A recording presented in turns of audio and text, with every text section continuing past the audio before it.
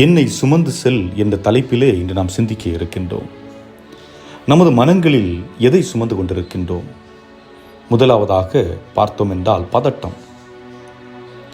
அடுத்து என்ன செய்ய வேண்டும், அடுத்து எதை செய்ய வேண்டும், சமைக்க வேண்டும், துணி துவைக்க வேண்டும்,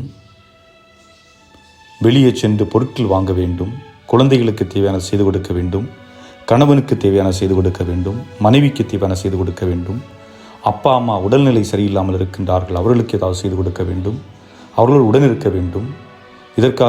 இதனால் எனக்கு சரியான நேரம் அமைவதில்லை, எனக்கென்று நேரம் ஒதுக்க முடியவில்லை என்பது போன்ற பதட்டங்கள் எளிதாக நாம் வருவதை நாம் பார்க்க முடிகின்றது. பதட்டத்தில் இருக்கின்ற மனிதர்களால் பல நேரங்களிலே நிதானமாக யோசிக்க முடிவதில்லை. இதுதான் அந்த சூழல். இன்னொன்று ஆர்வம். தன் வாழ்வு மற்றும் பிறர் வாழ்வு முன்னேற்றம் அடைய வேண்டும் என்று எண்ணுகின்ற ஆர்வம் என்பது வரவேற்கத்தக்கது. ஆனால் இந்த ஆர்வம் மற்ற மனிதர்களை பற்றி அறிந்து கொள்ள, அவர்கள் என்ன செய்து கொண்டிருக்கின்றார்கள், எங்கே சென்றார்கள், யாரிடம் பேசுகிறார்கள், யார் இங்கே வீட்டிற்கு வந்து சென்றது, இது போன்ற ஆர்வக்கோளாறுகள். மற்றவரை பற்றி ஏதாவது ஒன்று தெரிந்து கொண்டே இருக்க வேண்டும், மற்றவர்களை பற்றி ஏதாவது ஒன்று பேசிக்கொண்டே இருக்க வேண்டும். இது போன்ற நிலையில் இருப்பவர்களும் பதட்டத்தில் இருக்கக்கூடியவர்கள்தான். இந்த ஆர்வம் என்பது அவர்களையும் நிம்மதியாக இருக்க விடுவதில்லை, மற்றவர்களையும் நிம்மதியாக வாழ அனுமதிப்பதில்லை. மூன்றாவது பயம். என்னை சுற்றி இருக்கும் எல்லாரும் வசதியாக இருக்கிறாங்க, என்னால் முடியல என்று அதை மட்டும் நினைத்து கொண்டிருப்பது, தேவையற்ற சூழல்களை நினைத்து பயந்து கொண்டிருப்பது, தன்னை தரைகுறவாக தாழ்த்தி வெற்றிக்கான எந்த முயற்சியும் எடுக்காமல் பயம் என்ற ஒற்றை சொல்லையே மட்டுமே தன்னுடைய வாழ்வாக்கி கொண்டு வாழக்கூடிய மனிதர்கள். இவர்களுடைய வாழ்வும் சூழலும் தரைமட்டமாக தான் இருக்கும். காரணம், பயம் நாம் நமக்கு உருவாக்கி கொள்ளுகின்ற ஒரு மதில் சுவர். அதன் மேல் ஏறுவது அவ்வளவு எளிதல்ல. ஆக அதை உடைத்தால்தான், அந்த பயத்திலிருந்து வெளிவருகின்ற பொழுதுதான் மாற்றங்கள் உருவாகும். இதுபோன்று நாமும் எதையாவது ஒன்றை சுமந்து கொண்டிருப்போம். அந்த சுமை என்பது எளிதானதா சுகமானதா என்று பார்த்தால் நிச்சயமாக சுமையானதாக தான் இருக்கும். சுகமான ஒரு சுமையை நாம் எடுத்துச் செல்லுகின்றோமா என்றால் இல்லை என்றே நாம் கூறலாம். ஆனால் இயேசு இன்று நம்மை ஒன்றை சுமக்கச் சொல்லுகிறார். எதை சுமக்கச் சொல்லுகிறார்? இயேசு சீடர்களை மக்கள் மத்தியில் 2 காரியங்கள் செய்ய அனுப்புகிறார். முதலாவது, பேய்களை ஓட்டுவதற்காக. அவர்கள் போகின்ற பொழுது இயேசு கூறுகிறார், உங்கள் கைகளில் எதையும் எடுத்துச் செல்ல வேண்டாம். குறிப்பாக சொல்கிறார், உணவு எடுத்துச் செல்ல வேண்டாம், பை மற்றும் பணம் இவைகளை நீங்கள் எதற்காகவும் எடுத்துச் செல்ல வேண்டாம் என்று சொல்லுகின்றார். பேய்களை ஓட்டுகின்ற ஒரு செயலை பணத்தாலோ பொருளாலோ செய்ய முடியாது என்பதை இதன் வழியாக நமக்கு காட்டுகின்றார். ஆக பேய்களை விரட்ட வேண்டும் என்றால் அங்கே இருக்க வேண்டியது பணமும் பொருளும் அல்ல, இயேசு ஒருவர் தான் நம்மோடு இருக்க வேண்டும். இயேசு இருந்தால் பேய்களை ஓட்டிவிடலாம் என்பதை இங்கே வலியுறுத்துகிறார் இயேசு. சிலர் கேட்கலாம், இயேசுவை மட்டுமே சுமந்து சென்றால் சோறு கிடைக்குமா? நான் சில நாட்களுக்கு முன்பாக ஒரு இசை சொல்லிக் கொடுக்கும் ஒரு ஆசிரியரிடம் பேசிக் கொண்டிருந்தேன். அப்போது அவர் கூறினார், எனக்கு மாத வருமானம் என்று ஒன்றில்லை. நான் இயேசுவின் மீது கொண்ட நம்பிக்கையால் அனைத்தையுமே அவரிடம் மட்டுமே ஒப்புக் கொடுத்து விட்டு வாழ்கிறேன். என் தேவைகள், என் குடும்ப தேவைகள், என் 3 குழந்தைகளின் படிப்பு அனைத்துமே எந்த தடங்களுமின்றி நன்றாக சென்று கொண்டிருக்கிறது. இதற்கு காரணம் ஒன்றே, நான் இயேசுவை மட்டுமே சுமந்து சென்று கொண்டிருக்கிறேன்.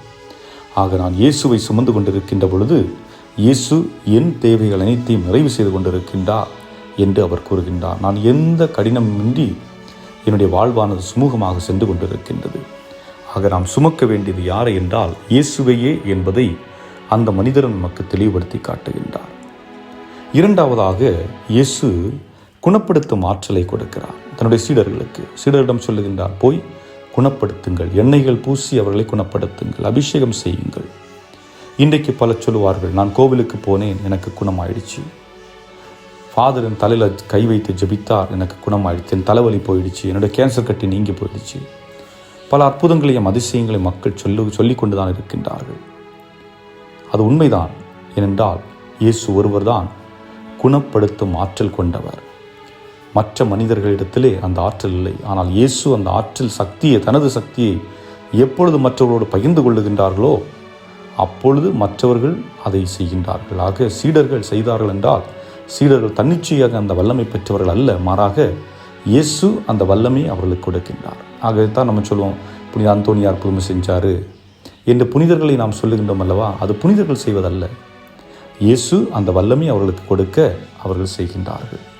ஆக இயேசு தன்னுடைய வல்லமையை அவர்களோடு பகிர்ந்து கொள்ளுகின்றார்.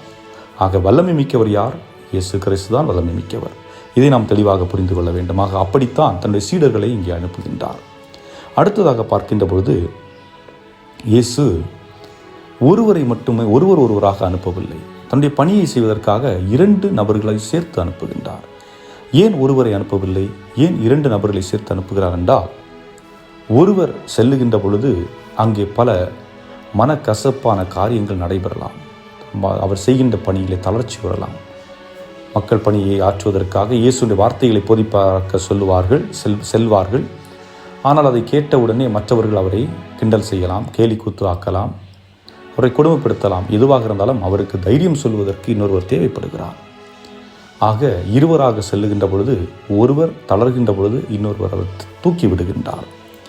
இதே நிலைதான் குடும்பங்களிலும் நாம் பார்க்க வேண்டும். திருமண வாழ்வு என்பது கணவன் மனைவி உறவு. இந்த உறவிலே ஒருவர் தளர்ந்திருக்கின்ற பொழுது மற்றவர் தூக்கிவிட வேண்டும். அதுதான் கணவன் மனைவி. கணவன் தளர்ந்திருந்தால் மனைவி தூக்கிவிட வேண்டும், மனைவி தளர்ந்திருந்தால் கணவன் தூக்கிவிட வேண்டும்.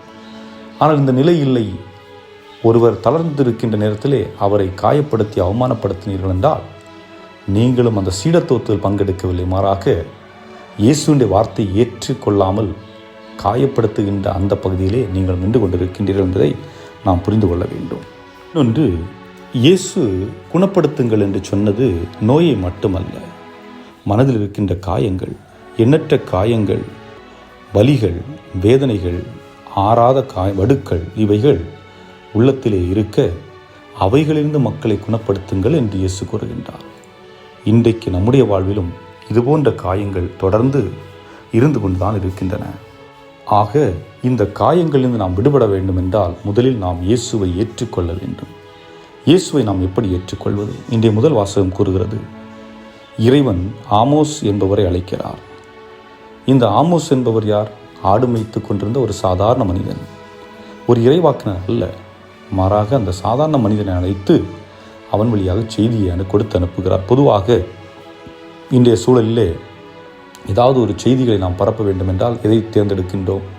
சமூக ஊடகம் என்றாலும் சரி, செய்தித்தாள்கள் என்றாலும் சரி, மக்கள் மத்தியில் எது பிரபலமாக இருக்கிறதோ அதனை தேர்ந்தெடுத்து அதன் வழியாக செய்திகளை பரப்புகின்றோம். ஆனால் இங்கே இறைவன் எதிர்நிலையில் உள்ள ஒரு சூழலை தேர்ந்தெடுக்கின்றார். அதாவது சமூகத்தால் அங்கீகரிக்கப்படாத ஒரு நபரை, சமூகத்தால் ஏற்றுக்கொள்ளாத ஒரு நபரை, சமூகத்தால் யாரென்றே தெரியாத ஒரு நபரை அழைத்து அவர் வழியாக செய்தியை கொடுத்து அனுப்புகின்றார். இதுதான் இறைவன் செய்கின்ற செயல்.